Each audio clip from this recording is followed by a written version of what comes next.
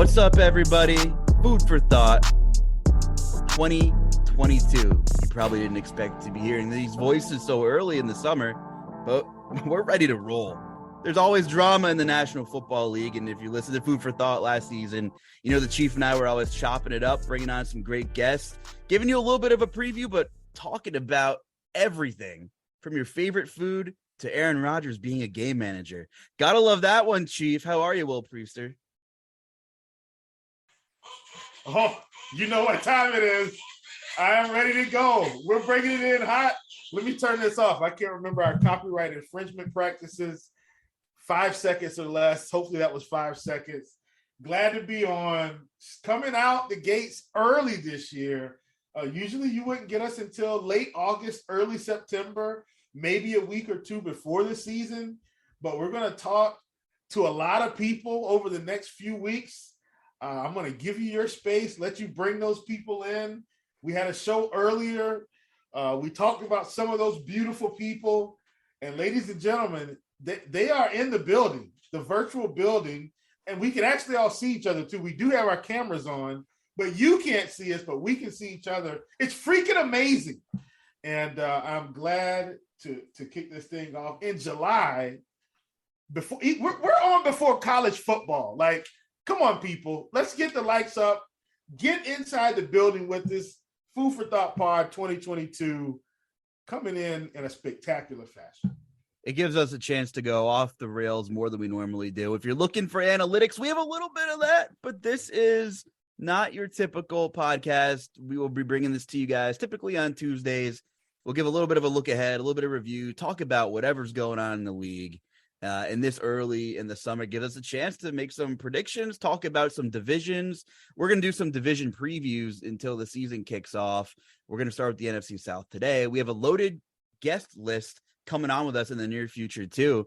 But we got two great ones in the house tonight. And first I want to bring in TJ Zwarych, who I found out wanted to be in Food for Thought because I saw him talking in one of our Grinders live chats. And then I heard him talking some smack that he could play a little hoop in his day as well. And he's a Saints fan and Chiefs a Panthers fan. So the stars were aligning and I had to hit up TJ and say, you got to come on a podcast with us. What's going on, buddy? Thanks for joining us. Of course, I couldn't wait to be on. And, you know, I'm aggressively tilting some MLB DFS. And lately it's been a season of almost, for me, just switching teams, almost having the right one. And so I can't wait to just put this in the rearview mirror, get to NFL, the superior sport, the superior DFS sport. And I'm ready to talk about my New Orleans Saints. Thanks for having me on, guys.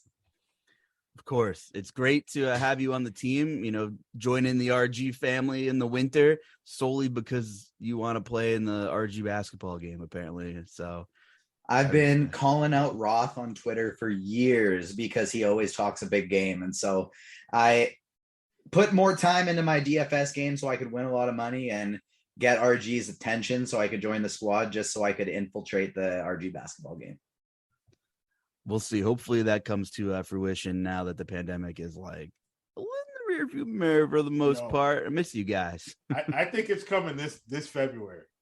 I think we're going to be in Nashie Town, mashing it up. I'm pretty excited about this. I don't care if it's before then. Just let me know. Bags will be packed. Tickets will be purchased. Flights will commence. Ready to go. And last but not least, I'm so happy to introduce the Commish, who's been chopping it up on Scores and Odds and RotoGrinders with us, you know, since basketball season. Does a lot of fantastic handicapping, a lot of great writing. You can find the stuff on RotoGrinders and also on the news section at Scores and Odds. And he gives us premium picks as well. The Commish, his Twitter handle is @DelphiCommish. You know, you built up a beautiful product yourself, and I'm so thrilled that you're a part of our team, man. Thanks for joining us. How are you, Commish? I'm doing great, man. I was really excited to get your invite to be on the show. Listened to you guys a lot last year. Super excited that football's coming back around. I definitely have my hands full with baseball on a day-to-day basis. It's definitely the most demanding sport from my perspective, but always happy to get on, talk some Tom Brady, talk some NFL. Looking forward to being on with you guys. Yeah, Tom Brady, the third best quarterback in the NFC South, right? Yeah. All right. We're gonna have a lot to talk about Tom Brady, I guess. Yeah. No, it's awesome to have you on the show. And, you know, the idea of getting started early was, of course, after the Baker Mayfield trade, and I thought of Chief right away.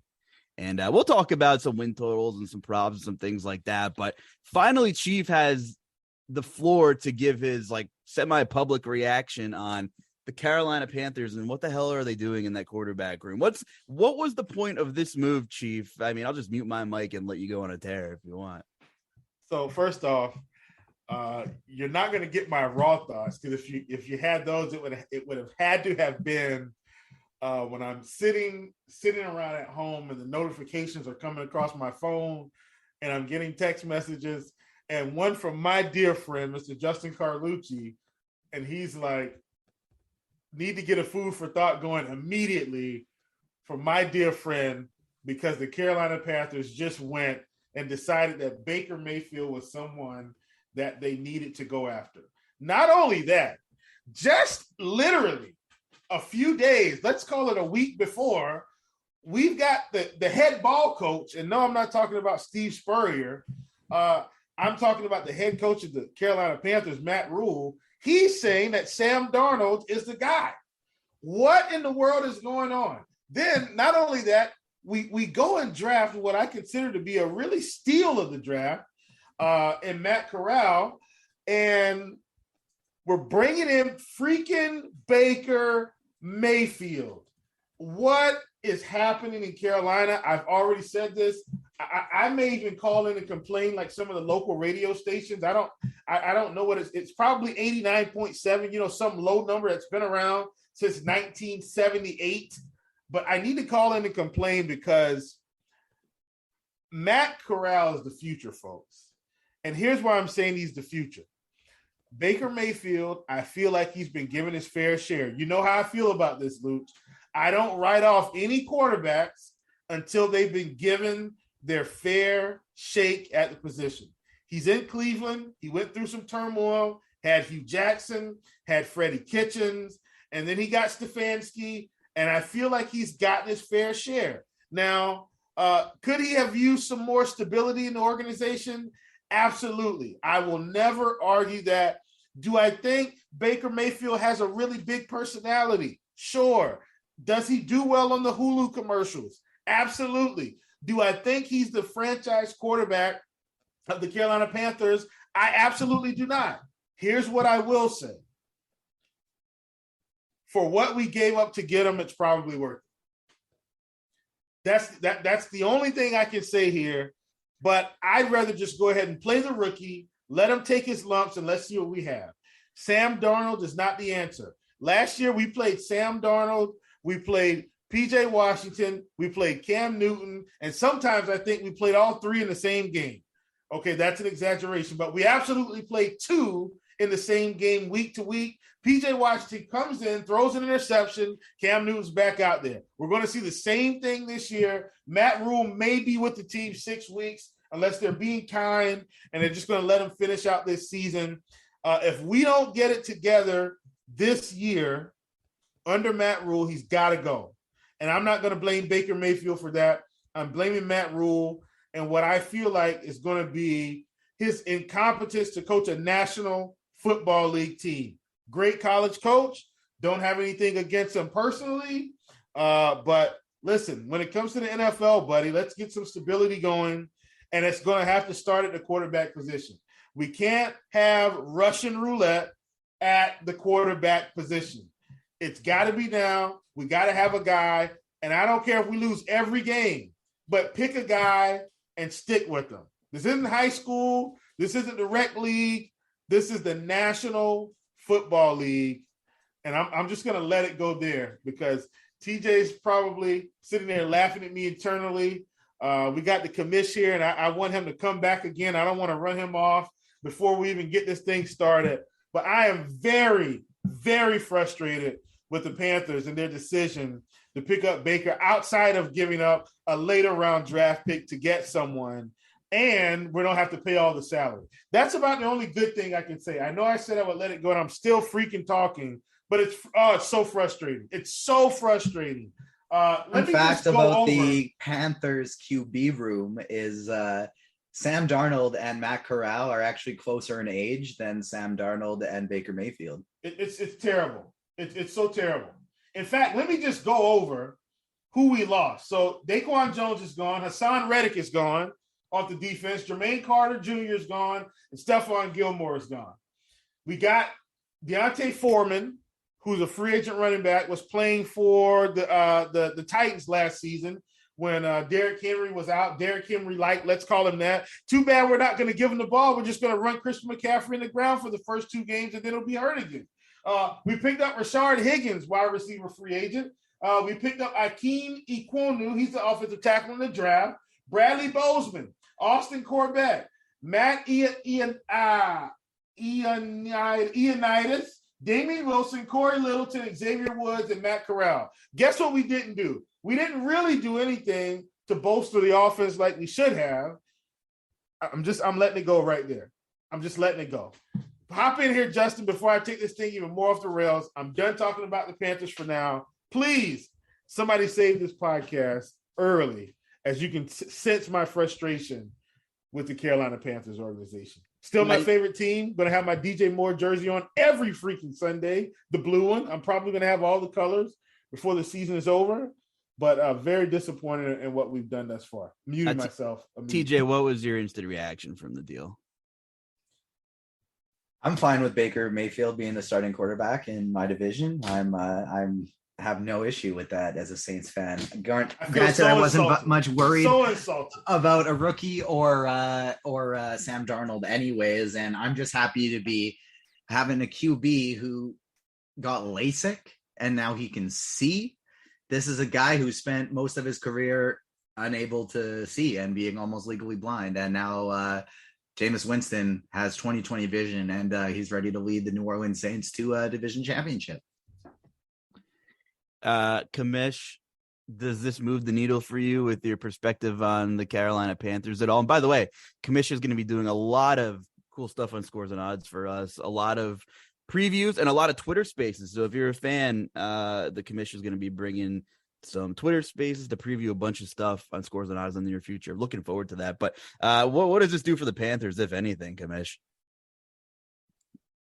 I don't think it does much of anything. They might get a week 1 win out of it against the Browns. There might be a little bit of a revenge factor there. But other than that, I don't think Baker Mayfield is a very good quarterback. I don't think he was as bad as he was last year. I think he killed his own stock in a lot of ways, trying to play through some pretty serious injuries. His left arm was pretty much falling off of his body. I don't know if anybody's ever tried to throw a football or a baseball, but when your arm is literally falling off your body, it's impossible to be accurate doing anything more than 10 yards down the field. And if you look at the advanced metrics from last year, that pretty much tanked his entire season. He had a 10-2 touchdown interception ratio on throws 10 yards or less downfield, but deeper throws was 8-11 touchdowns interceptions. So I don't think he's going to do much. I don't think he's going to be able to push the ball down the field the way the Carolina Panthers are going to need to win football games. I think he has a significantly worse offensive line in Carolina than he did in Cleveland.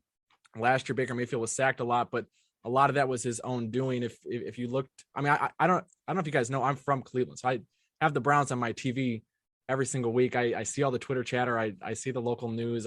All my friends, family, all Cleveland Browns fans. Baker Mayfield is a very hot topic in the city. A lot of people are very grateful for him, and rightfully so, because he got us our first playoff win in the 21st century, beat the Pittsburgh Steelers at Heinz Field.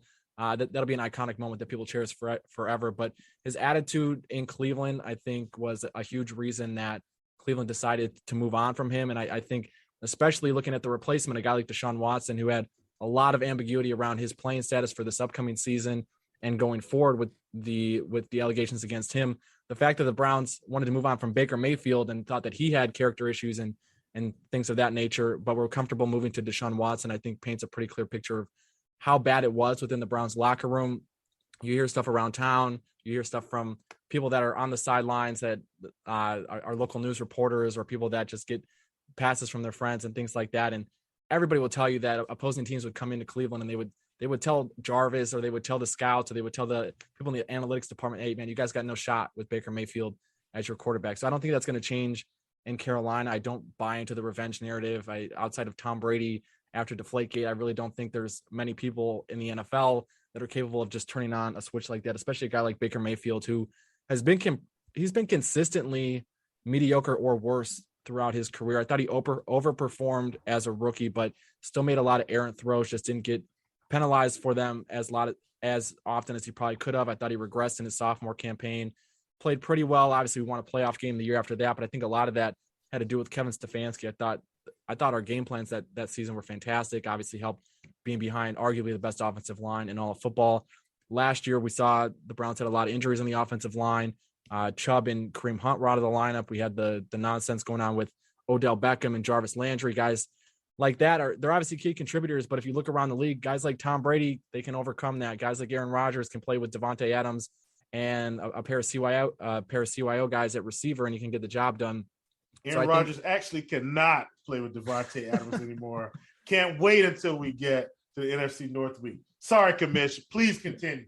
No, you're good. Hey, as a huge Tom Brady fan, I can't wait to see Aaron Rodgers without any valid weapons on the outside to see truly how good Aaron Rodgers is. But yeah, to get back to your question, like Baker Mayfield in Carolina, will he succeed? I doubt it. Maybe he has a few games.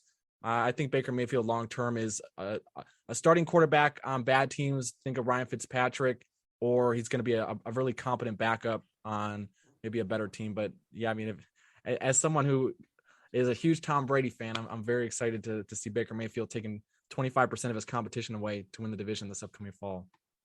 I guess just some of my thoughts are, and then I'll throw TJ and I'll let Chief kind of put his stamp of approval or rejection on everything. I guess is just like some of this Browns roster. The Browns roster is pretty damn good. Like outside of, I mean, I know they've had some issues, but so like this isn't a Browns podcast, but you know, it paints it's like a murkier picture now of the franchise's like how they view ethics and winning at all costs, and bringing in a guy like Watson's such a risk with everything going on off the field. You know, if they didn't like you said, if they didn't like Baker Mayfield's attitude, like things just got really volatile now, because if he doesn't play, they got Jacoby Brissett, and that's probably it. And then you have this like Super Bowl-ish caliber roster with just the biggest question mark at quarterback. And I personally, I believe that the relationship with Baker at that point was beyond repair. Otherwise he would still be in Cleveland. He'd be on the roster, and clearly like they couldn't really get much for him. There was not a lot of leverage. So in the Panthers defense, it's not really a risk. It just makes things even more confusing. Maybe Matt Rule's trying really hard to finally get someone he wants and maybe save his job and not get fired, but it's probably inevitable. I just have you're making the Baker Mayfield comparisons, and every time I think of, hold on. I'm thinking of Sam Darnold now, because we're talking about the Panthers quarterback room. I just have this, like, apply this poor quarterback stigma to the list of USC drafted quarterbacks that were so highly touted and really weren't very good in the NFL. Of course, Sam Darnold, Matt Barkley. Mark Sanchez, I feel like, was kind of like a Baker Mayfield clone. I know he brought some of those Jets teams to the playoffs, a decade ago already, but he had really, really good team around him, really good defense. And he was just, what is he known for? The freaking butt fumble. He can never, that's all he's known for. So I kind of feel like all these USC quarterbacks, John David Booty, Matt Leinart, and going down the list. Hey, watch how you speak on my guy, Matt Leinart. I'm sorry. Carson Palmer in 2003 was like the last above average quarterback, in my opinion. Welcome to the podcast, TJ. Your favorite quarterback will be insulted. If we don't like Aaron Rodgers on this podcast, no way we care about Matt Leinart. Welcome aboard, buddy. You're throwing the we pronoun around pretty loosely. You have the beef with Aaron Rodgers, my friend. But anyway, yeah, TJ, I mean, I don't know. If you have any other thoughts before I throw it over to the Chief, I'm going to look over a couple of props we have here on Scores and Odds while you guys are chopping it up. So I do think there is some interesting parts to the Panthers that we got to talk about before moving on, and that's not Baker Mayfield. And it does seem like it would probably be Christian McCaffrey, because, yes, he's obviously going to be a frequent in DFS lineups. He's going to be an early round pick in season-long leagues. But I agree with Chief in the sense that, like, he's going to get worked into the ground the first couple games. We've seen him get hurt more and more often over the last couple of years. He's got one of the heftiest workloads in football. And this probably is not that game script matters all that much for Christian McCaffrey. This is probably going to be a team that isn't winning a lot of games this year.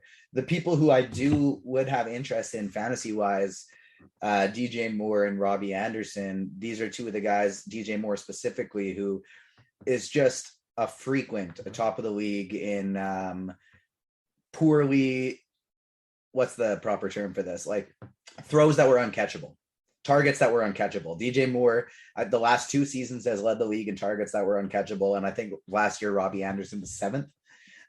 So these are 2 guys that I'm interested in because it can't get worse in that sense.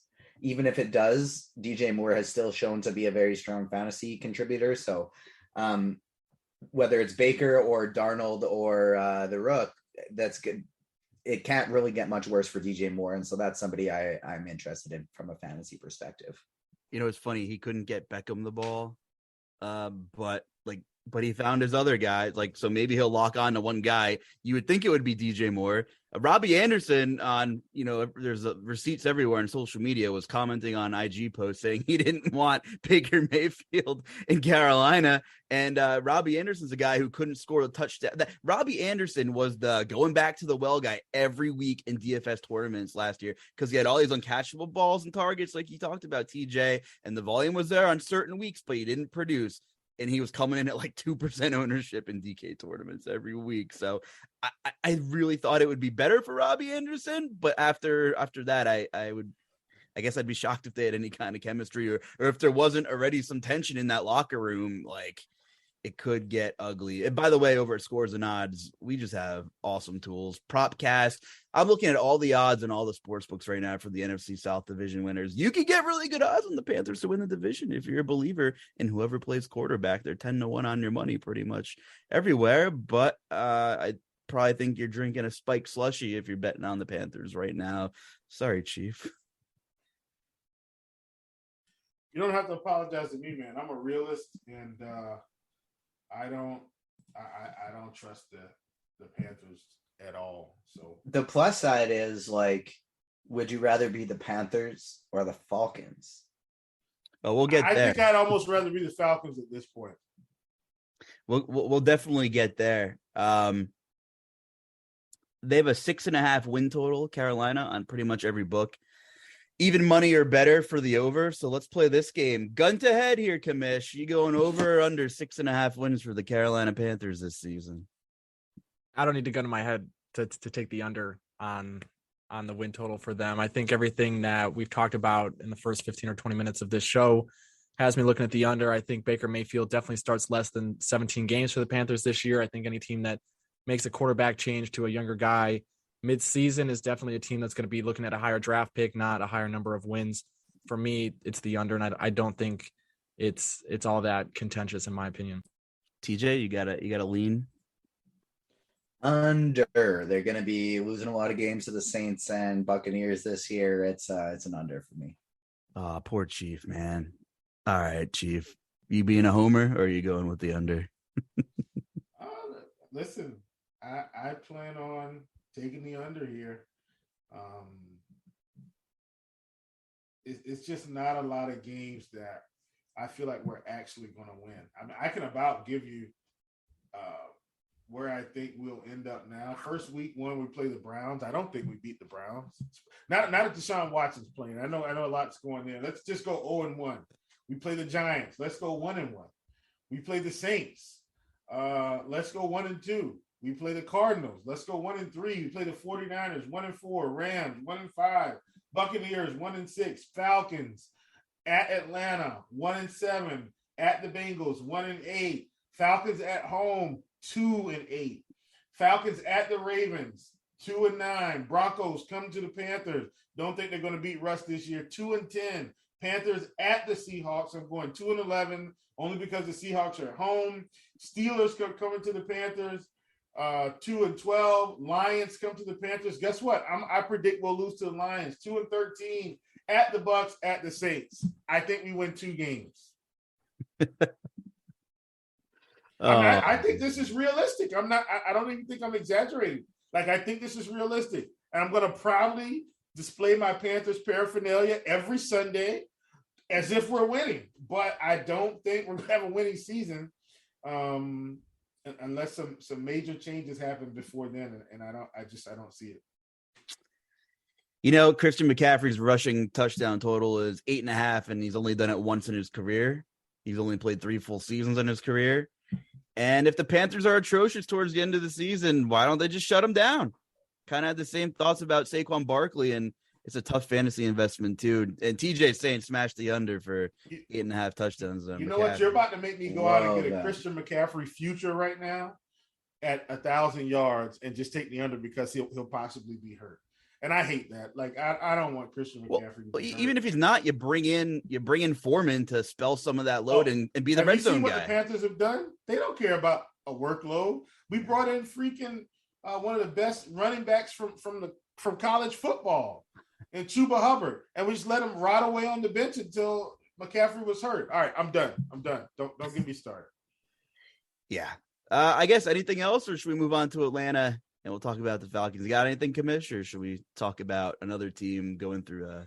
I just think the last thing to add to that, the prop that you just shared on McCaffrey, I think it's going to be interesting to see how much they use him out of the backfield as a pass catcher this year, because as bad as Baker Mayfield is down the field, he's pretty excellent behind the line of scrimmage and in that 0 to 9 yards range. So I could see a lot of dump offs to McCaffrey. I don't know if you have an over under on the receiving prop for the touchdowns for McCaffrey, but I could see him getting some sneaky touchdowns out of the backfield. Again, I think that's dependent on how many games does Baker Mayfield start, but I'm with the other guys here. I think I would take the under on the rushing, especially factoring in Carolina's offensive line and the fact that you don't have an elite quarterback that's going to make the defense respect anything on the ground in those situations. So I would take the under on McCaffrey on the rushing, but I'd be curious if you have one on his receiving.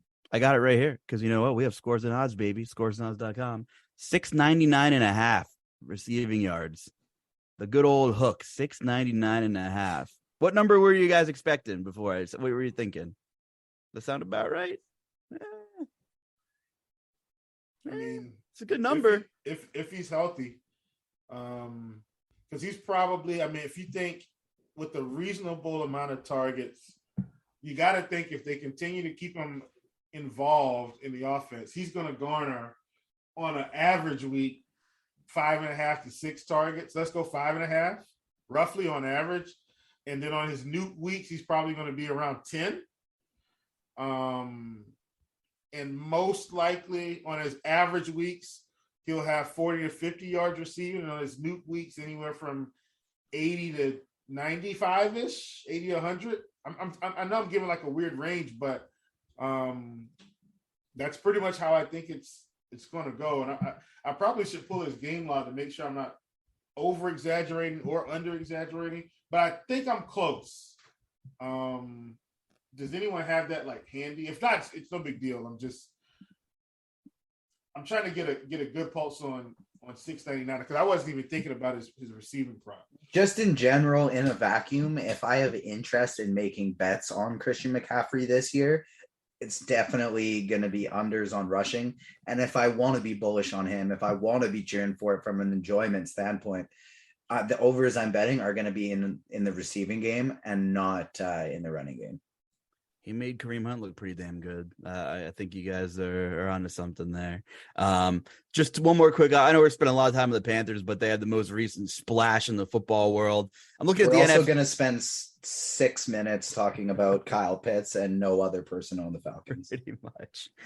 I was just looking up the National Fantasy Championship ADP for the high stakes stuff. In the last 2 weeks, DJ Moore's ADP did bump up about 4 spots, and not surprisingly, Robbie Anderson slid down just a little bit there. Nothing crazy, though. But before we do move on to Atlanta, I don't know how much you guys are playing best ball, but best ball's really exploded into the DFS world and fantasy sports relevance over the last couple of years. I mean, we have major websites best ball now. And I'm so happy that Eric Beinford and company are really taking off with Spike Week. SpikeWeek.com is absolutely fantastic. It really is the premier source for best ball for any sport. Great premium membership options there. Get the best ball draft kit for pretty much every sport that we have. You also get access to the Spike Week best ball tools with ADP tools like I was just talking about. Draft IQ to track your exposures across all your drafts. that's just the tip of the iceberg. So get on over there and check out spikeweek.com. And you know what? If you're doing a bunch of best ball drafts and different tournaments and you just want to know what your exposures are, what drives you up, or you're trying to, figure out your stuff in Excel sheets, I think you got to check out Spike Week if you're a fairly serious best ball advocate.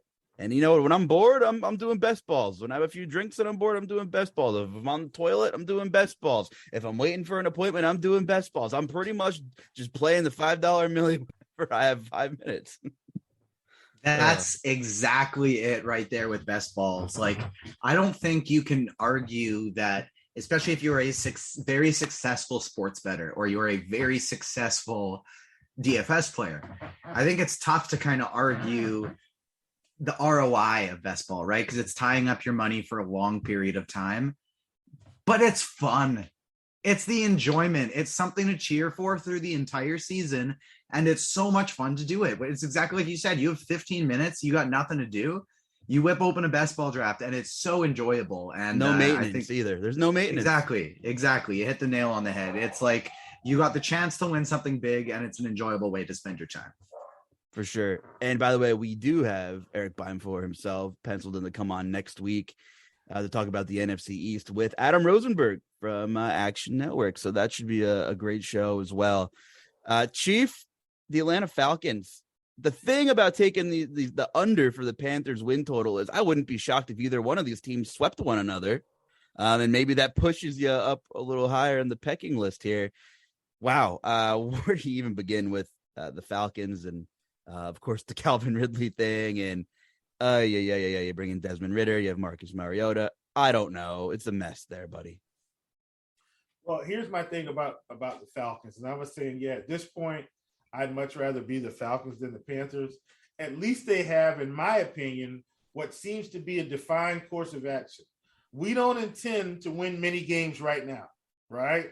Whereas I feel like in contrast, the Panthers are trying to find ways to win games, and they're creating just a smorgasbord of bad decisions. Panthers are working hard to go 7-9. No, they're working hard to go 2-10, 2-14, 2-15, whatever. That's what they're doing. But with the Falcons, they added Mariota. Clearly, Matt Ryan was leaving. They went and got Desmond Ridder in the draft, who do I feel like he's a pro quarterback today? No. Do I think he could have something? Like if you watched him play at Cincinnati, of course, Cincinnati played in the AAC, wasn't a big conference, right? Wasn't the SEC, wasn't the Big Ten, wasn't the Pac-12, wasn't the Big 12. But, this team had a consistent program. They won. He got coached really well in college. Added Damian Williams in free agency. Drake London in the draft, which I thought was a good one. They got Brian Edwards from Las Vegas. Picked up Anthony Ferkser. Like they've done some things to try to make this thing interesting, but they're also, if you notice, it doesn't seem like they're trying to say, "Hey, we're going to win a Super Bowl." Matt Ryan's gone now. It's a new era. Mike Davis was released.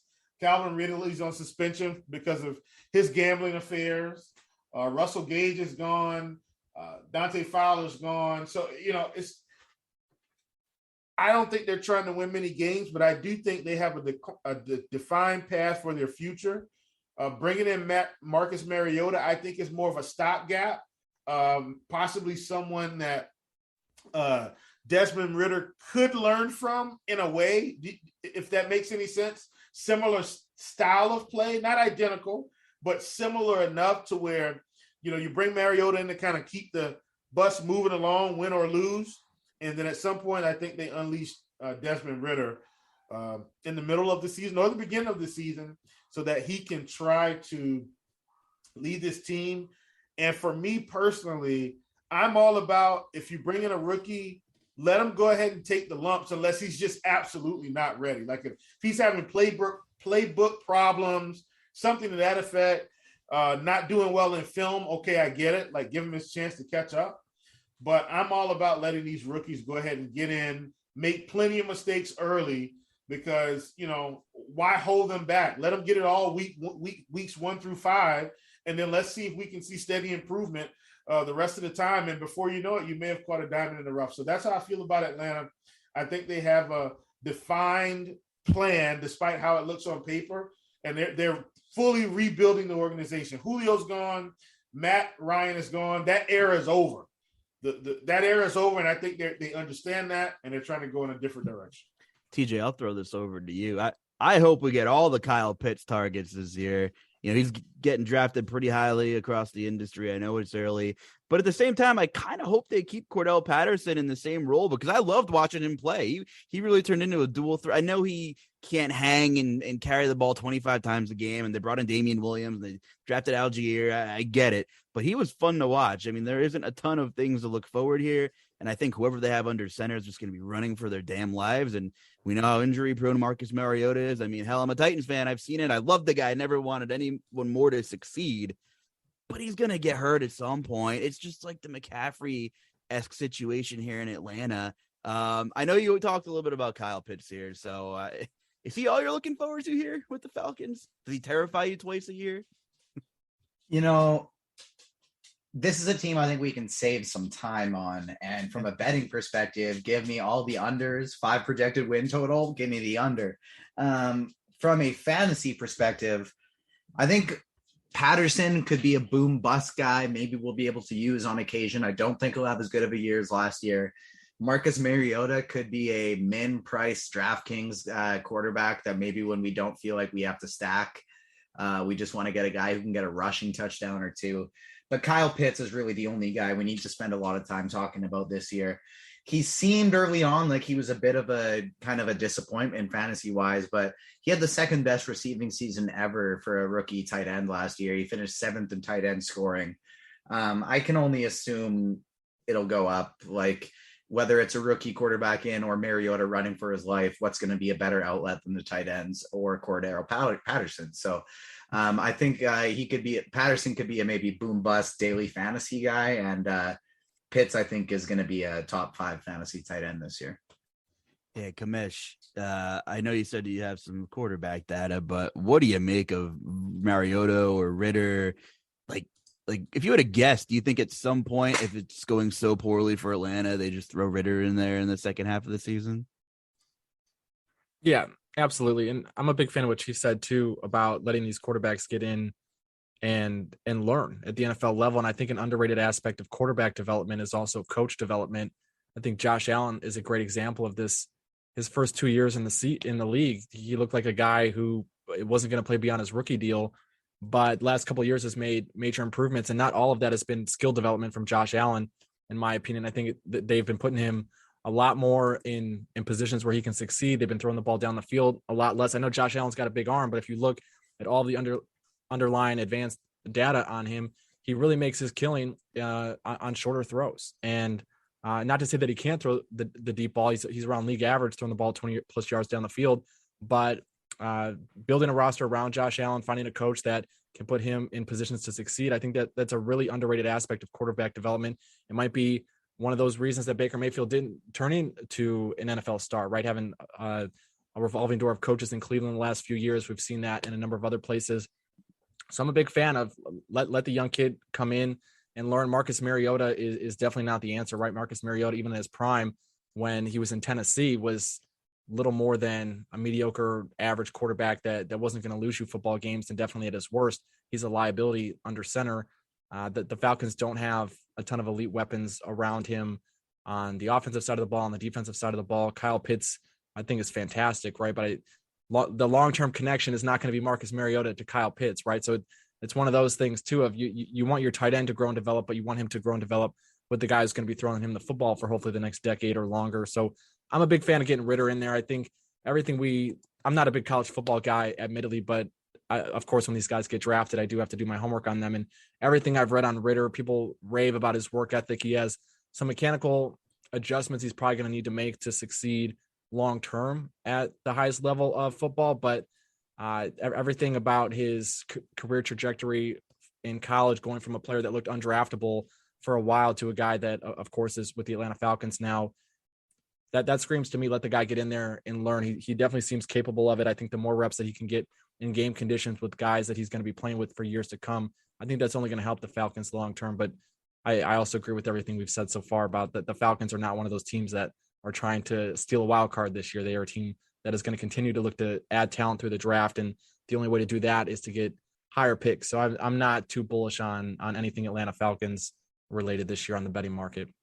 I definitely hear what you guys are saying in terms of rookie quarterbacks in a vacuum, but I think it's case by case dependent too. Like, you got to look at it in the sense of what your team, what their strengths and weaknesses are. Like, I don't want to put in a rookie quarterback if my team's not going to be very good and I want to invest in him for the future, and my biggest weakness is my offensive line. If he's just going to be in there getting pummeled all the time, you look at Andrew Luck for an example of, he was really good, but his first 3 years of his career, they had no offensive line and he just took shot after shot and kind of made him not want to play football much anymore. RG3 is another good example of a guy who was an amazing talent. These were guys who were ready to play off the bat, but their offensive lines weren't quite ready for them, and they ended up taking a lot of shots. Obviously, RG3's was different because his was on like a 50-yard run when he got hurt. But I think it's a case-by-case basis. There are certain opportunities, and I don't know what's going on with the Falcons specifically in that locker room, but I always like to see the rookie QB out there, and especially if it's a guy that can rub the dirt off his jersey after he gets knocked down or throws an interception and go, whatever, that was research, that was reps, let's get better, as opposed to, damn, I suck, maybe I can't make it in the NFL. Then yeah, throw him out there. But it's an important thing to keep in mind too, that when these guys are 22, 23 years old, a lot of them don't have that emotional EQ yet ready to kind of go out there and take a bunch of L's and get ready to get back up yet. Chief, any closing thoughts on Atlanta? Nah, man, I think it'll be a fun team to watch. I am going to try to get up to the stadium this season because I'm not that far away. From a fan perspective, I don't think I've ever told anybody this on the air, but that's kind of one of my bucket list things, like to try to visit as many stadiums as I can. And so because Atlanta's close, I haven't actually been to Mercedes-Benz, so I do want to get up there this season. Nice. We got to get you to a Saskatchewan Rough Rider game. Hey, I'm down. I'm down. Only if they got a showdown slate for it. I don't know if they still do. DraftKings used to have some CFL stuff, and that's the CFL has to get their stuff together and get more in on the betting games and DFS specifically, because it is so by far the second best football league that exists. Like, it's not comparable to the NFL in many ways, but the subtle differences of the wider field and the 3 downs and the bigger end zones, it's enjoyable football. The talent isn't the same, but it's enjoyable football. And if they could just get more people betting on it, it would be so much more successful. Yeah. Are you a big fan? I was growing up. Like, my dad and I had season tickets my whole life as a kid. We'd go to all the games. As an adult, I'd kind of rather... because you can't gamble on it. Just go ahead and say exactly. Like, but even just like I'm 2.5 hours away from the stadium. Right. So like, I'd rather go to 1 or 2 games a year than watch the rest on my TV, as opposed to make the trek out for all 9 home games. But I'm not as big of a fan as I was as a kid, but if I could bet on my Riders, then I might get me a little more excited. I guess the only 2 thoughts I have on Atlanta, and then we're slamming the door on them, is they have 2 really good corners in Casey Hayward and AJ Terrell, and Terrell's really young. Both contracts are pretty friendly, and I just like have to wonder if they try to get a haul at the deadline, because as good as they both are, like, you're not going to build around your corners if you don't have the other like centerpieces mapped out. Why not try to get a haul, in like November? I wouldn't be shocked. We saw some really good talented defenders get moved last season. Wouldn't be shocked if we see one of these Atlanta bookend corners get moved. And it would be this is unrelated, but just looking at a betting perspective here, it would be the ultimate stinking tale of regression. But a part of me wants to throw like 1/10 of a unit on Kyle Pitts to lead the league in touchdowns at 50-1. And he had a whopping 1 touchdown last season, but they're going to be trailing and they're going to be throwing the ball and trying out their court. And like, quarterbacks love these tight ends, if you can even consider him a tight end. But Julio's gone. Calvin Ridley's not playing football. That might be like I have a couple beers and I throw a couple bucks on one of my accounts on Kyle Pitts. Anyway, I'll be closing the door on there. Chief, I'm gonna throw it over to you, and I want to talk about TJ's New Orleans Saints. So What are your thoughts with what they're doing over there? Listen, I actually hope the Saints do well. And I know that sounds really weird, but I am somewhat of a Jameis Winston truther, if you will. Just in general, in terms of his talent, his arm talent.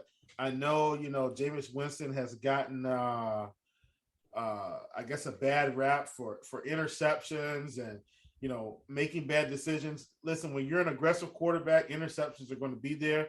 Definitely needs to take care of the football, but I'm rooting for him. Had a really rough injury last year, should be coming back ready to go. And so hear what I'm saying. If Jameis Winston is right, because you got to think now, when Jameis Winston was drafted, he was considered the best quarterback in the draft, pretty much, right? When he comes in. So if everything can come together for him with this team, it should be good. He's going to have the weapons. Like, he's not going to be void of weapons, if you will. So I like him a lot. I'm pulling for him. I want him to do well, and everything should be good. I mean, so Dennis Allen gets promotion. They went out and got Jarvis Landry, got the Honey Badger. Chris Olave coming out of the draft. This is huge for him because this wide receiver room is going to be incredible. With him and Michael Taylor, that's the one thing about, and I think we're seeing that a little bit more now than perhaps we had in the past. Wide receivers seem to be coming into the NFL a lot more prepared for an NFL workload. And I'm saying some of the top wide receivers. Chris Olave was a top wide receiver from this year's draft. When you look at the likes of, what's the guy that went to Cincinnati? Jeez. His name is eluding me right now, but Jamar Chase, is that your thing? Yeah, Chase. Thank you so much, Commish. Chase comes in ready to go. Guys like AJ Brown are coming in ready to go. There's a laundry list of guys that are walking in saying, "Hey, let me step up." Justin Jefferson comes into Minnesota and just takes over. I don't think Chris Olave is going to take over per se, but I think when you've got to deal with him and the rest of the wide receiver room, I mean, Michael Thomas, I get it. But this team should be ready to roll on all cylinders. I like the New Orleans Saints. I think they're a good team, and I'm actually really anxious to see what Jameis Winston can do here with the new regime and the weapons and the surgery and everything. I'm really excited about this team from a football perspective. TJ, he was really nice about it, you're saying. So I'm dying to hear what your thoughts are with your boys here. Yeah, so there should be a lot of fantasy points to go around. It'll just be difficult kind of knowing who they're going to go to. But if Jameis Winston is at the top of his game, this should be a Super Bowl contender. If he's not, this should be a team fighting for a wild card spot. They got a phenomenal defense, a ton of offensive weapons, a good offensive line. And I'm curious if the Commish has some data on Jameis Winston's eyesight, but if not, that's okay. And the biggest question mark for this team is the potential suspension Alvin Kamara could be receiving. He got into a legal incident after the Pro Bowl. He's expected to have a potential suspension around 6 games. Of course, he'll probably appeal it and see where we go from there. But they brought Mark Ingram back. They brought Jarvis Landry, and they got Chris Olave. This should be a very strong offense as long as Winston does well. And I personally am a Winston truther as well. I think if you have to rely on him to go and sling 40 times a game, it may not go very well. But he's got a lot of arm talent, and he's been working very hard to learn and get better over the last few years, especially when Breeze was still in the building and he was kind of learning how to game plan from him. And I think he's going to do well as long as he can stay healthy. And I think I'm excited about this team from a fantasy perspective, especially if we see Alvin Kamara out early in the year. We could see a ton of fantasy goodness from Michael Thomas, Chris Olave, and Jarvis Landry. Yeah, the Kamara thing is just like the biggest elephant in the room. The Deshaun Watson, situation has been taking up so much of the ESPN talking head time that, the Kamara thing is still a big question mark. And for of course, is a serious issue that needs to be rectified and something needs to happen. But in terms of fantasy sports, I mean, when you have things like best ball and the futures market opens in May, when you have the status of premier players like that, and you don't know if they're going to be playing football in September, it kind of puts a wrinkle into things as well. Commish, what are your thoughts on Winston? And he has some weapons now, and we're hoping and we're thinking, Michael Thomas and Olave, and I mean, there you go. That's a formidable 1-2 punch out there for Winston. Olave, you'll remember his name when he's scoring lots of touchdowns this year, boys. Olave. Olave. It's Olave. It's Chris Olave. Listen, I'm an Ohio State fan, so I know all these guys. Ohio State University is wide receiver university at this point. That's what he said, Chief. It was just his Canadian accent. No, I know what I heard. I know, man. All right, Commish. What do you got?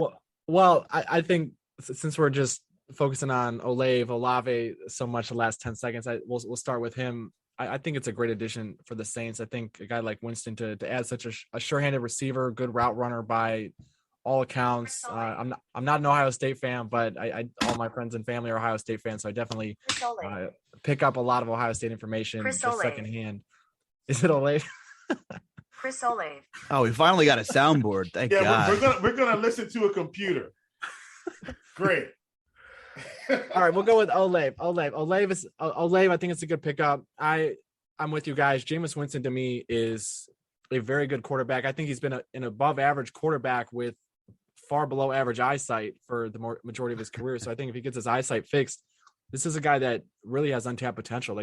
Like was already talked about, he's pretty much unquestioned the top quarterback in his draft class, came out and could throw the ball over the field. It's just you have to wonder a lot of those interceptions. How far could he actually see down the field? But he's a guy. Before we get too far away from it, not to cut you off, Chief is right, and I just don't want to forget about that before I get away from it. And I'm just messing around. It's Olave. I just don't want to forget about it and then have everybody think I'm an idiot afterwards. So continue, Commish. Oh, listen, this comes out. You were going to get DMs about this. I know, and I was just like, this went too long for me to I got ADHD, man. I'm going to forget it that I said it and then just feel like an idiot. I got to get this in before it's too long. Oh, gosh. All right, so now that it's Olave, Commish. Yeah.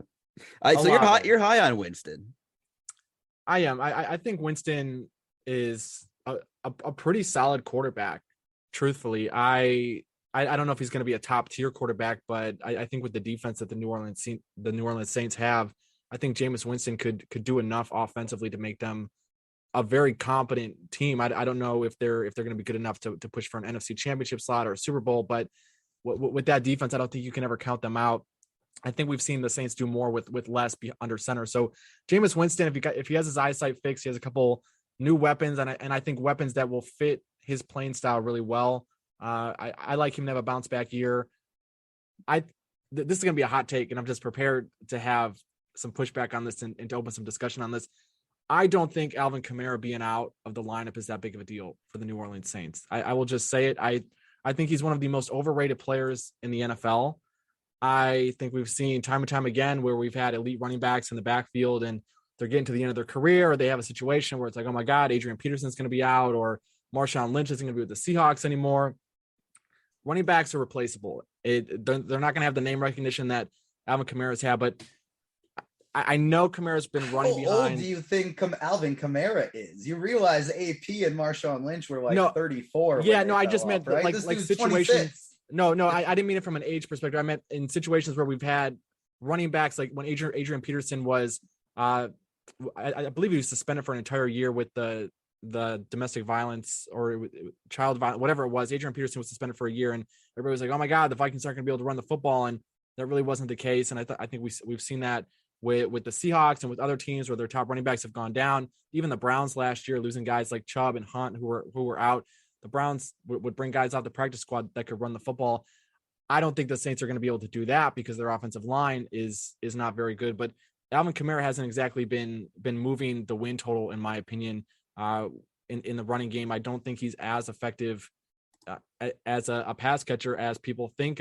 He catches the ball. He's elusive in the open field, but I don't think losing Alvin Kamara is going to take the New Orleans Saints from their highest potential to, oh my God, they didn't have Kamara, so that's why they didn't succeed this season. So I'm prepared to have some pushback on this. I can see TJ typing right now. I'm sure he's looking up some stuff, but I don't think the Saints are poorly positioned at all, whether they have him in the backfield or not. I think they're going to ride or die with how successful Jameis Winston is in the pocket this season. Man, he'd be really good with Baker Mayfield, though. I'm just kidding. I was pulling up a stat just to make sure I was not incorrect when I said it. But in terms of the offensive line, I definitely think we're going to see the team be back to kind of what we've seen in the past from the offensive line.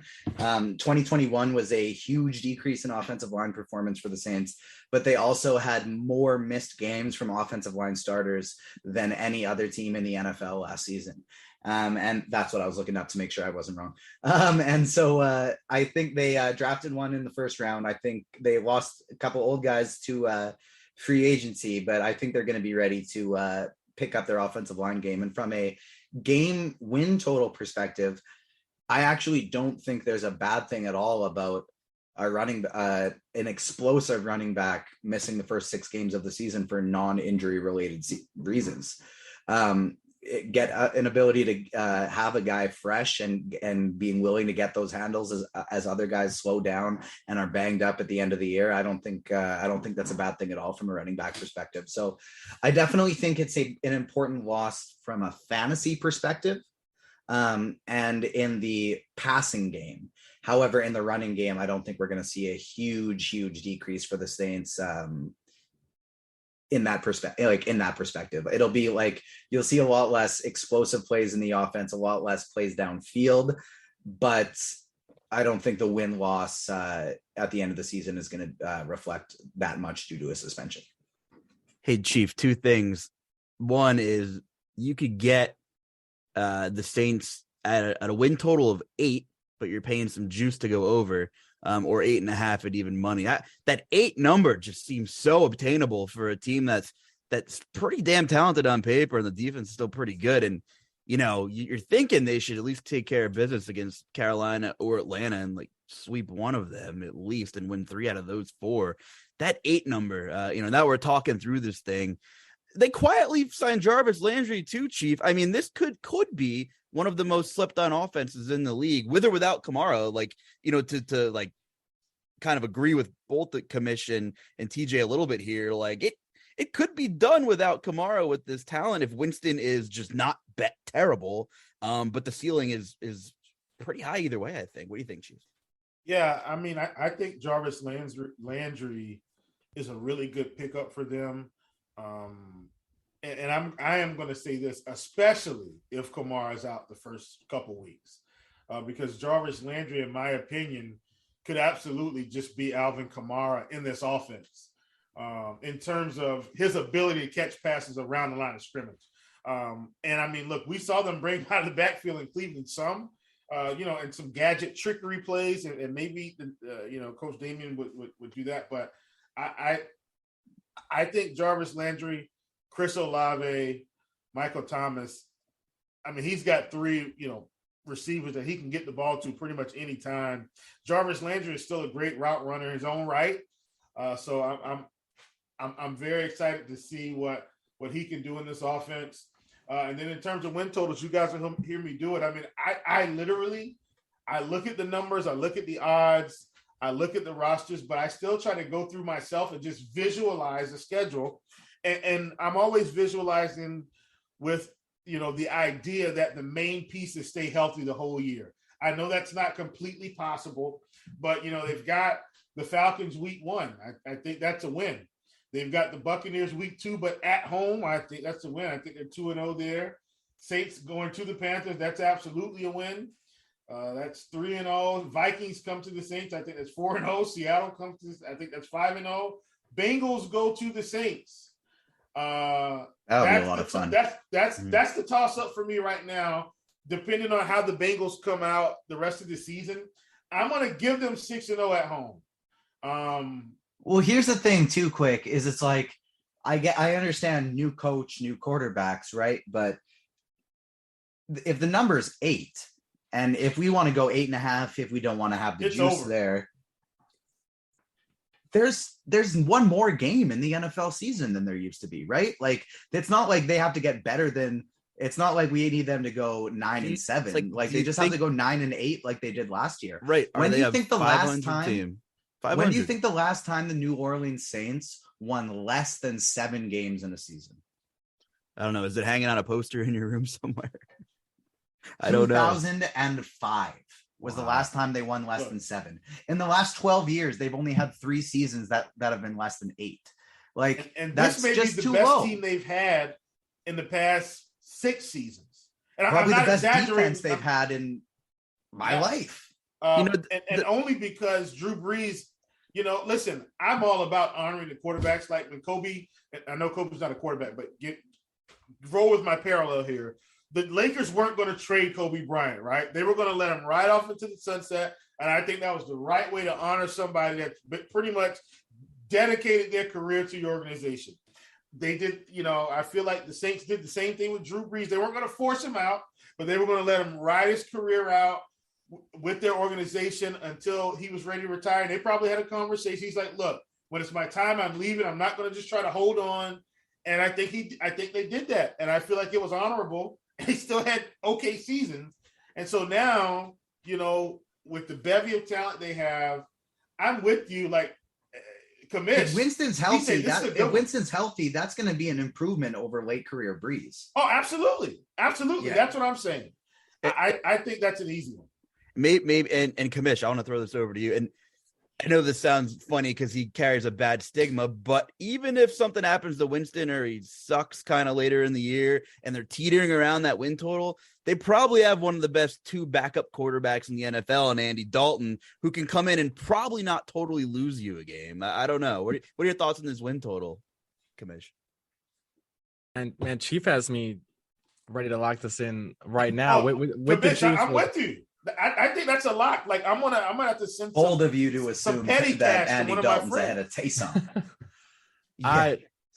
He was reading out the schedule. I haven't gotten to that part in my preseason research process yet, going game by game with the schedule. But like you mentioned, in the early part of the season, you had the Falcons, the Panthers, the Vikings, the Seahawks, all in the first 5 weeks of the season.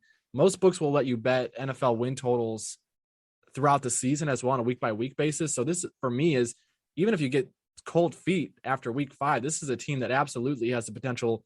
They should be 3-2 after 5 weeks. I don't care if they don't even have a quarterback, right? If they're, I don't care who's under center, that Andy Dalton, Jameis Winston, whoever, they should be 3-2 after 5 weeks. Could they beat Tampa Bay week 2? I think absolutely. They beat Tampa Bay 9-0 last year, right? They don't need an offense to beat Tampa Bay. I'm a huge Tom Brady fan. The one match 4-0. They're 4-0 in the last 2 seasons with Tom Brady at quarterback against the Bucs in the regular season. Yeah, and the reason that is, and the reason as a Tom Brady fan I get so nervous those weeks when they're playing the Saints, is because the Saints are one of the few teams in the league that can put pressure on Tom Brady. And if you look, Tom Brady excels in almost every metric, every meaningful metric that you could look at relating to quarterbacks, even at his advanced age. He's top 3 in almost every metric you can look at.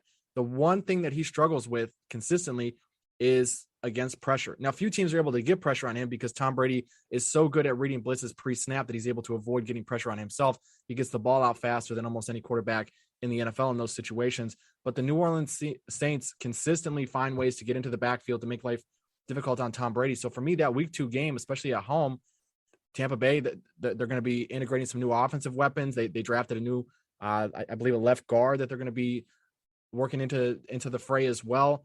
That's a winnable game for the Saints, in my opinion. So then if they win that game, like you said, they got the Falcons, the Bucs, the Panthers, the Vikings, the Seahawks, those first 5 weeks, and then they got Cincinnati at home. Like, those are 6 winnable games. If they win 4 of those first 6 games, they're already halfway to 8 wins. If you took the juice, if you go 8.5, I think the live win total at that point, I think definitely moves to at least 9.5 or 10.5. If you want to hedge and try to land in the middle there, I think that's realistic.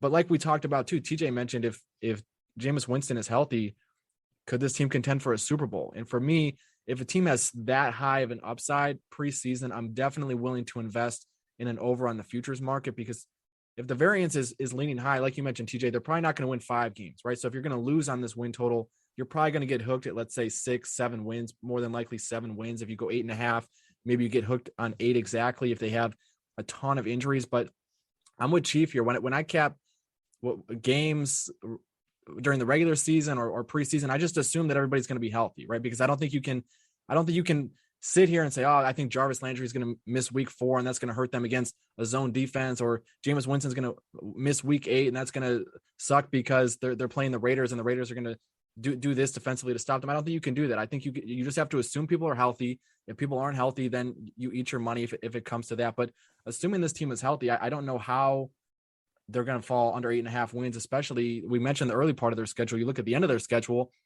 if they're contending for a playoff spot and teams like the Falcons and the Panthers are not, they have the Falcons week 15 and the Panthers week 18. Those are 2 teams that could be in tank mode by that point in the season. So if they get 4 in the first 6 weeks and they have 2, hopefully gimmies, both of those games are at home week 15 and week 18.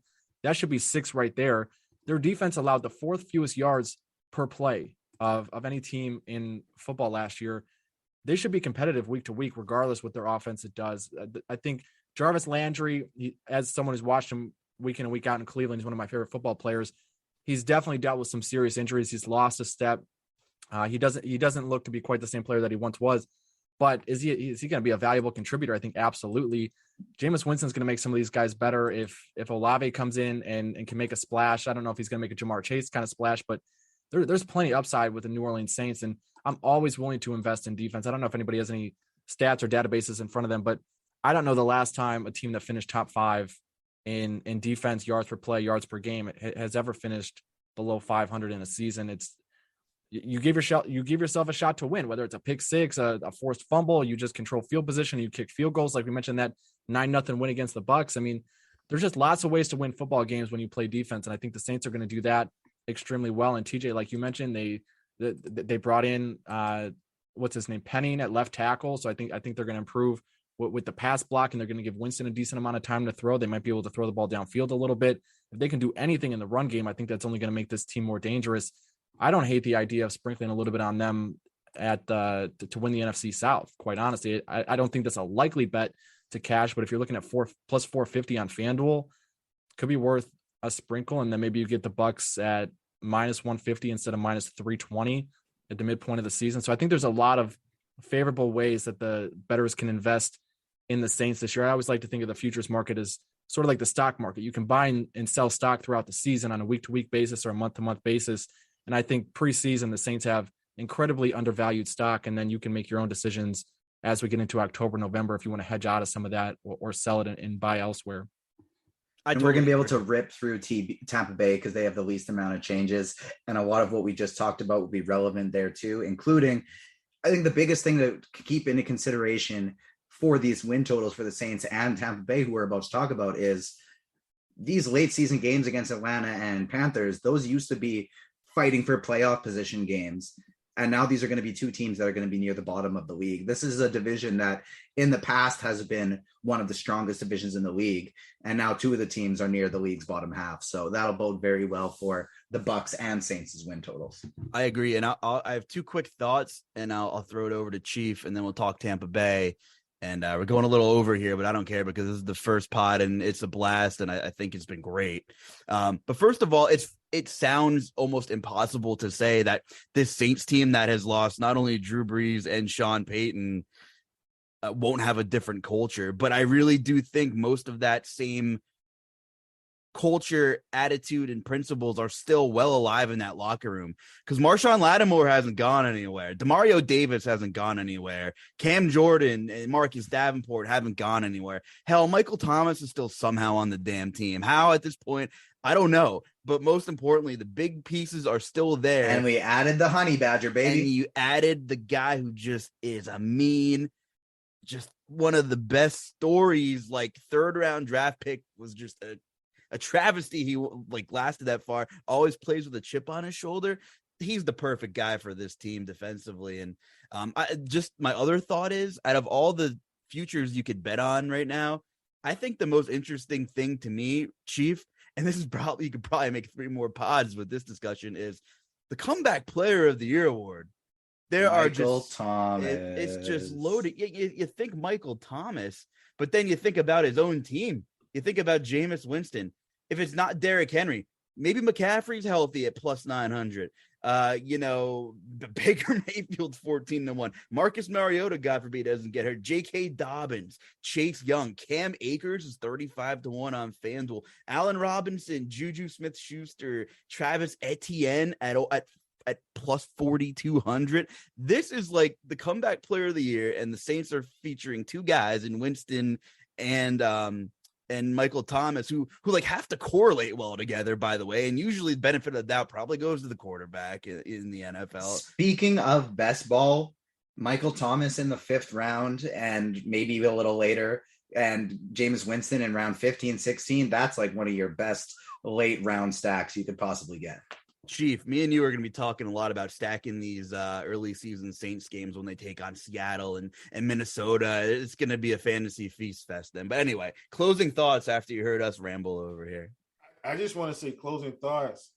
Man, it's going to be such a pleasure having Commish around from time to time, I hope. Plus 450 for them to win the NFC South. Commish, really, that's almost free in my opinion. That's almost free. That's like, hey, sign me up, take my money. Deposit $250, we'll give you $1,000.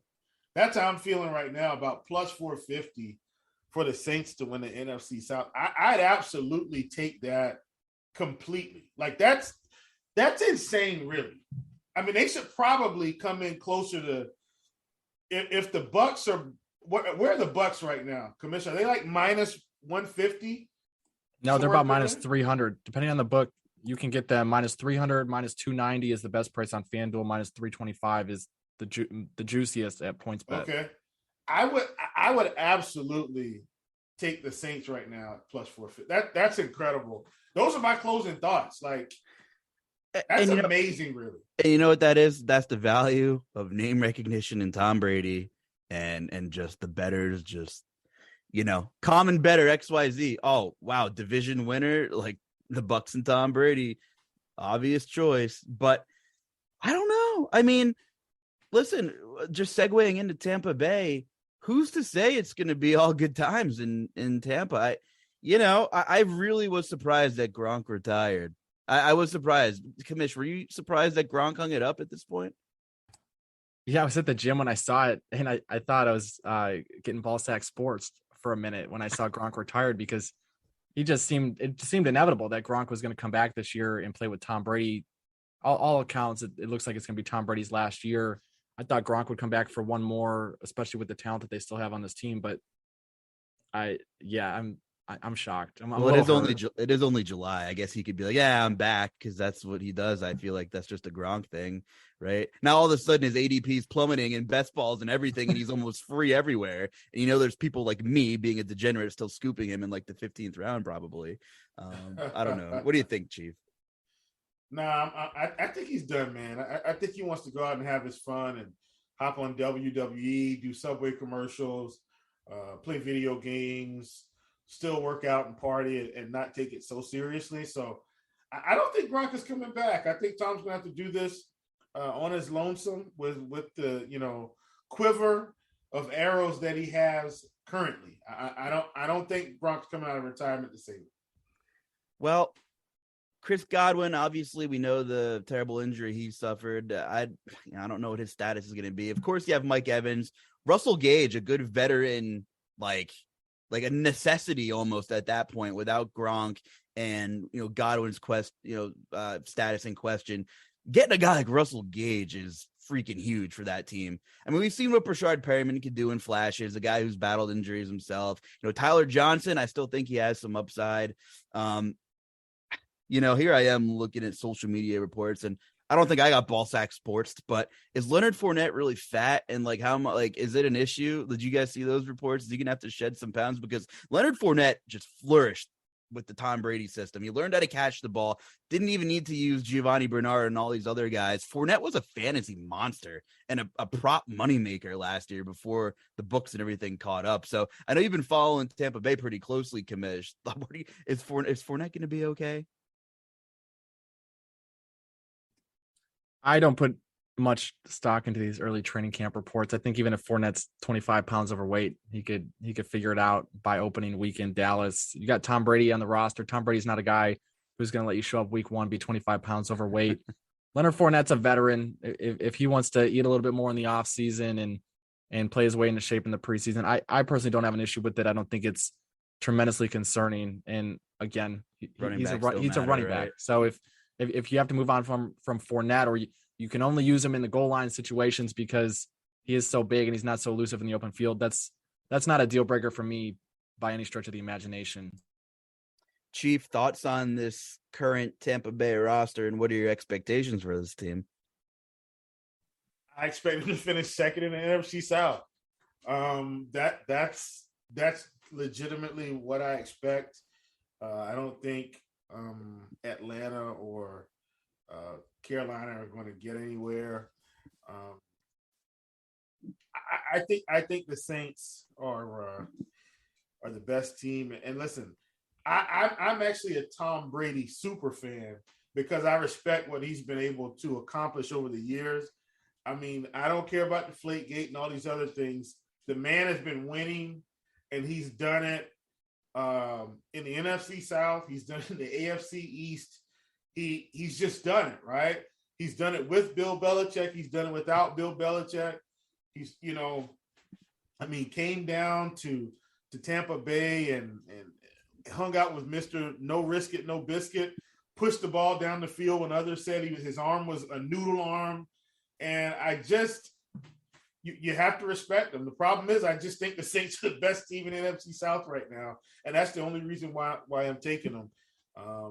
And I'm disappointed in myself that I had to have Commish come on here and feed me these eyes. I mean, this is stuff I'm supposed to be on. Pardon me, folks. It is still July, but those are odds I should have been on. And I really appreciate that, Commish. And though, you've got me excited now. I've got to go. I'm going to be hunting these lines all night. I'm not even going to be able to go to sleep. That's why he's part of the SAORG team. He's sharp, man. Great minds linking together, and it seems like a bet with a ton of value. TJ, a big reason why we like the Saints is because while defense usually travels and translates, I think this Tampa Bay defense is only going to get better as time goes on. And Antoine Winfield's getting better. They bring in Logan Ryan. You bring in Akeem Hicks, I think, is an underrated pickup from Chicago. He's still got a little bit of gas in the tank. And, of course, Levante David. Where Akeem Hicks is from? Probably somewhere in Canada, if I had to guess. Saskatchewan. So Went to the U of R. So you really like this guy. Good guy, Akeem Hicks. This Bucs team is definitely obvious. That was one of the reasons why I felt we could go so long on the Saints is there's not too much to talk about this team. They're the favorite to win the division for a reason. Mike Evans is one of my favorite later draft picks you can get from a season-long or best ball perspective this year. He's going in like the third round, late second, and I think that is absolutely fantastic odds for him. But having said that, I don't think this team's going to disappoint, but I don't think they're going to be as far and away the top team in the division like they're being projected to be. Commish, I'm happy you brought up Ballsack Sports because we were talking smack earlier in the pod saying that this is we could top these guys on these ESPN shows that they got going on TV, and ESPN got Ballsack Sports yesterday with a fake John Morant quote. So they're falling behind. This is the top tier analysis here on the Food for Thought pod. Yeah, man, we try not to quote anybody other than ourselves and like maybe Dean when he's away and not listening. By the way, he's mushing the ever living hell out of the Colorado San Diego game. I don't know if you saw Dean's Twitter, and we love you, Dean, but he said he's in attendance and he's going to mush this game. It's 3-1 in the seventh. And I don't want to talk about it because I would be winning so much money if I didn't take out Manny Machado. And Manny just hit a bomb too, by the way. I do. Did I reverse mush that? Good God, man. You knew this was going to happen. You knew it. All right, I'm done. let's close this thing out, Luuch. I think we're at the end now, right? Well, hey, I need it to be NFL season because I won a buttload of money in NFL last year, and the last couple nights of MLB have been a 1-for-1 or a 2-for-2 away from thousands and thousands and thousands of dollars for me. So I'm tilting baseball right now. I'm ready for it to be done. I just, and Chief, I want you to think food for a minute because you got to get something brewing. But with the Tampa Bay win total, I'm looking at Scores and Odds right here. By the way, $9.99 special for premium package for your first month right now. Our July special at Scores and Odds, $9.99 for your first month. You get everyone's picks over there. Commish does picks. Chief does picks. I do picks. Andy Means does picks. Noto does picks. He had a long PJ outright winner recently.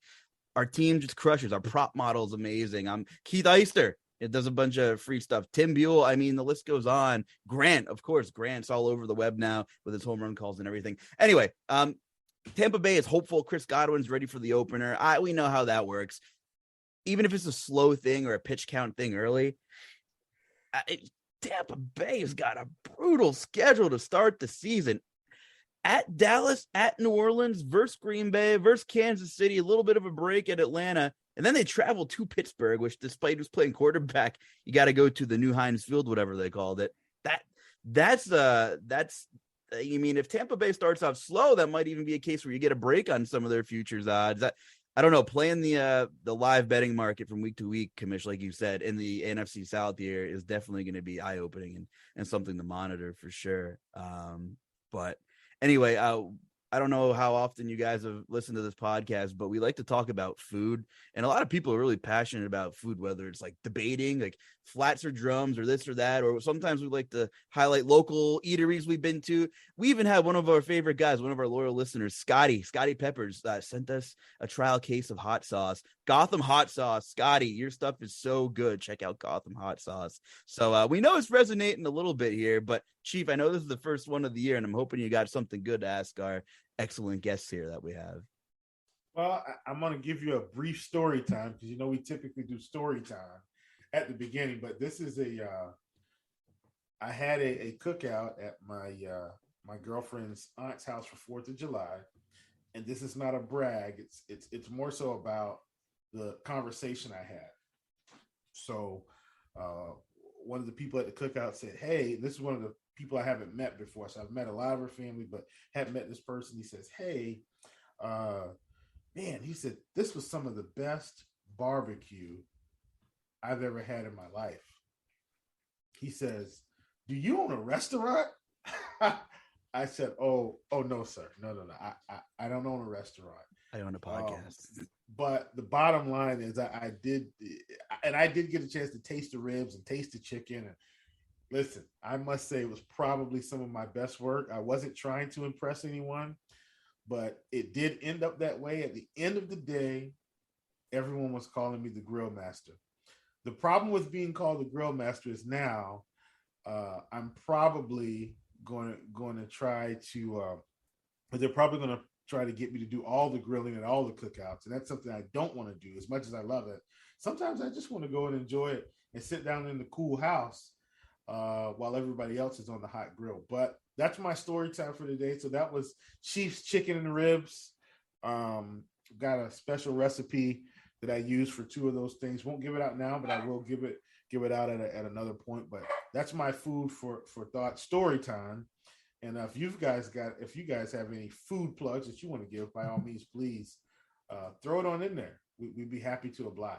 Yeah, do either of you guys have a favorite restaurant or favorite local restaurant or anywhere to go up where you're from? I mean, we have listeners all over, and you'd be surprised with some of the feedback where people know what you're talking about or they've been there and stuff like that. TJ, I know you have an entire country of food up there that I know nothing about. Here in Saskatoon, where I am, there's a local burger joint called Ace Burger, and it's truly the best burger you can find in the whole city.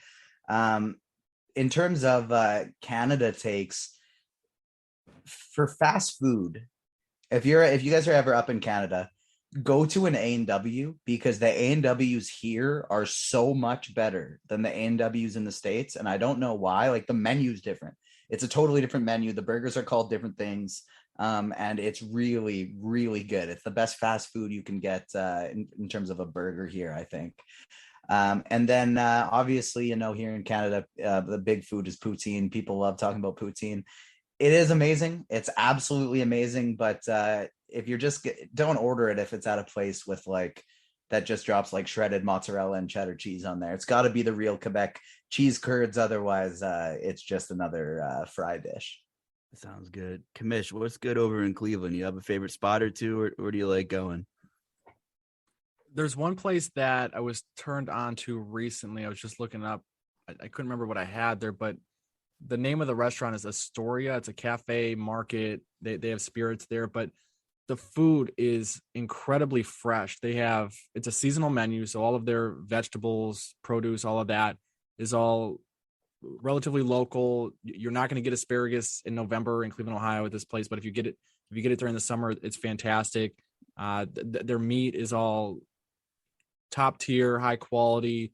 The service is fantastic. They have a beautiful patio out on the deck too. So if people love to go sit outside in the summertime, it's become one of my favorite spots. I definitely take people there when they come visit now. Great wine that you can pair with whatever food dish you have. The staff is very knowledgeable about what type of wine to recommend with what food. So I love that. If you want to go and just have some phenomenal pizza as well, they can do that. They have a little sports bar area.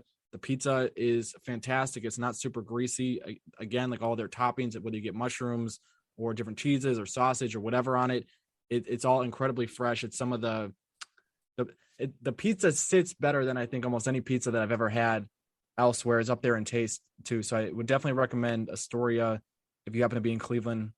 I didn't know this was part of the podcast, so there's quite a few other places in Cleveland I could highlight going forward if I happen to be invited back. Oh, you'll be back as long as you want to come back. We're always looking for guests during the season, part of the RGSAO crew. But we're going to start a list, Chief. We're going to just start an Excel doc with all these places, I think. And then maybe we can go on tour one of these, maybe in the off season, we can go on a tour. That would be awesome. I discovered a place through my cousin in Atlantic City. Usually I don't really venture outside of the casino walls unless I'm going over the bridge to Brigantine or somewhere else. But the Ducktown Tavern is awesome. And if you've been to Atlantic City and you go there a lot, I'm sure you've been there. Phenomenal food, a place you never thought it would be where it is. Dive inside, great outdoor section outside, great place to watch some games that aren't in the casinos. The Ducktown Tavern in Atlantic City, that's the place to be for sure. But listen, that was a lengthy pod. I think we kicked off the season on the right foot. This is what this podcast is about. Commish, where can the people find you on Twitter? And, what are some of the exciting things you have coming up that you're working on? You can find me on Twitter at Delphi Commish. It's DELPHI Commish. We have a lot of great stuff coming up with SAO. We're going to be doing Twitter Spaces every Thursday leading up to the regular season. So we're going to do 8 weeks of the preseason stuff, and then we're going to lead it right into the first Thursday night football matchup of the year between the Bills and the Rams on, I believe that's September 8th. We're going to do a 2-hour long special that night. So we're going to do the NFC West preview, preseason preview, and just lead that right into the game preview, give out some free plays and stuff like that.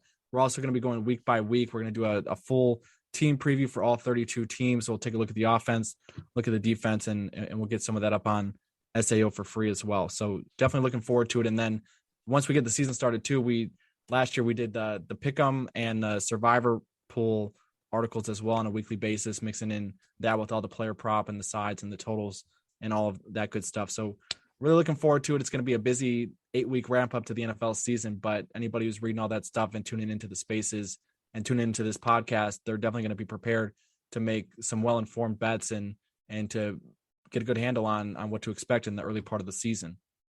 Awesome, man. We thank you so much for joining us. And TJ, what do you do besides call people out at RG about their basketball talents? Where can the people find you? So you can find me on all the socials at TJ_Zwarych 5 ZWARYCH.